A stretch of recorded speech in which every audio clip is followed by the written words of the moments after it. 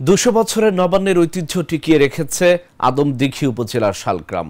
নবান্ন উৎসব ঘিরে মেয়ে জামাই আর নাতি নাতনিদের আগমনে প্রতিটি বাড়ি পরিণত হয় মিলন মেলায়। উৎসব উপলক্ষে শালগ্রাম সহ আশপাশের ২৫টি গ্রামে ভোর থেকে শুরু হয় নানা অনুষ্ঠান।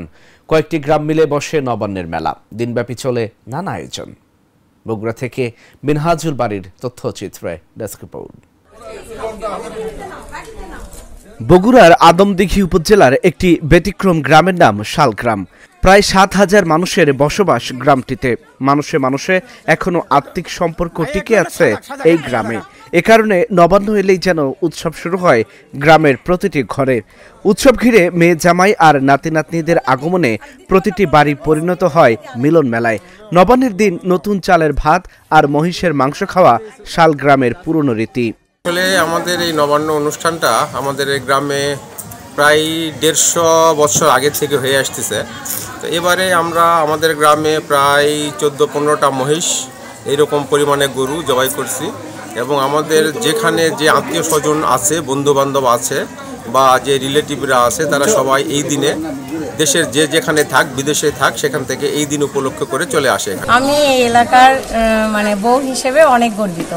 আর আমাদের গ্রামে নবান্ন উৎসবটা আমার অনেক ভালো লাগে। আমাদের বাড়িতে আমরা সবাইকে দাওয়াত করি নবান্নের উপলক্ষে। শালগ্রামে প্রতি বছরই নবান্ন অনুষ্ঠানটা করানো হয়। আমার শ্বশুর বাসাতেও এই ব্যতিক্রম নয়। বাচ্চাদের পরীক্ষা, বার্ষিক পরীক্ষা সামনে আছে, এরপরেও আমরা এই দিনটাকে কখনোই মিস করি না।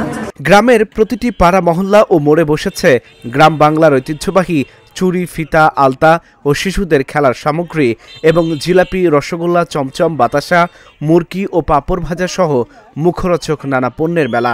পাশাপাশি গ্রামের পাড়ায় পাড়ায় তৈরি করা হয় ছোট আকৃতির নানা ধরনের মঞ্চ, যেখানে রাতের বেলা বসে জারি শাড়ি আর পালা গানের আসর।